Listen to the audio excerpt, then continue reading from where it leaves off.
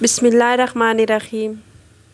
یہ ان دنوں کا قصہ ہے جب میرے والد صاحب چودھری رحمت خان تارڑ نے میرے ننھیال گھگڑ منڈی میں کچھ رقبہ ٹھیکے پر حاصل کر کے وہاں ایک جدید طرز کا سیڈ فارم قائم کیا، جہاں وہ بیج تیار کیے جاتے تھے جو عام طور پر درآمد کیے جاتے ہیں۔ ان میں سبزیوں کے علاوہ ولایتی پھولوں کے بیج بھی تھے۔ پاکستان کے قیام سے پہلے والد صاحب نے ایک الگ نوعیت کا فارم بنایا۔ ہم لوگ بھی لاہور سے 1.5 برس کے لیے گھگڑ منڈی شفٹ ہو گئے۔ مجھے نارمل اسکول میں تیسری جماعت میں داخل کروا دیا گیا۔ یہ میرے لیے نہایت مشکل دن تھے۔ میری امی حسب سابق مجھے نہایت صاف ستھرے لباس میں اسکول بھیجتیں، پالش شدہ بوٹ، کلف لگی سفید شلوار اور ایک چھوٹی سی اچکن، اور بال وغیرہ بھی نفاست سے بنے ہوئے، اور یہ گیٹ اپ اسکول کے بچوں کو پسند نہ آیا۔ وہ سب میرے پیچھے گھوما کرتے غول کی صورت میں اور نعرے لگاتے، سونے کی چڑیا، سونے کی چڑیا۔ میں روتا ہوا گھر آتا۔ جب 1.5 برس بعد لاہور آیا تو میرے دیہاتی ہو چکے لہجے کی وجہ سے لاہوری بچہ مجھے ہائے پت پینڈو کہہ کر چھیڑتے۔ میں یہاں بھی روتا ہوا گھر آتا۔ نہ مجھے گاؤں نے مکمل طور پر قبول کیا اور نہ ہی شہر نے۔ بہرحال یہ انہی دنوں کا قصہ ہے۔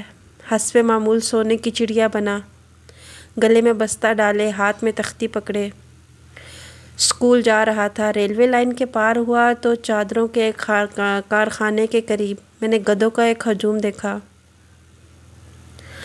قریب ہو کر دیکھا تو وہاں پر ایک احمو کمہار کا گھوڑا پڑا تھا جو ابھی زندہ تھا اور بیمار اور زخمی تھا، تو گدھے اس کا گوشت نوچ رہے تھے، لیکن تب وہ اپنے پاؤں پر کھڑا تھا اور زندہ تھا، اور دور دور تک کسی گدھ کا نام و نشان نہ تھا۔ ایک بچے میں جو قدرتی تجسس ہوتا ہے، اس کے زیر اثر میں ذرا اور قریب ہوا۔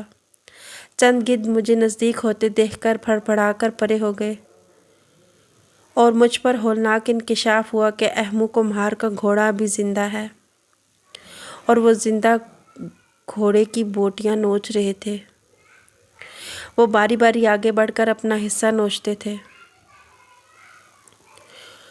وہ گھوڑے کے اندر اپنی چونچ سے اس کے گوشت کو نوچتے اور اپنی گردن باہر نکالتے تو وہ خون سے رنگی ہوتی، اور ان کی چونچ میں گھوڑے کی ایک بوٹی ہوتی۔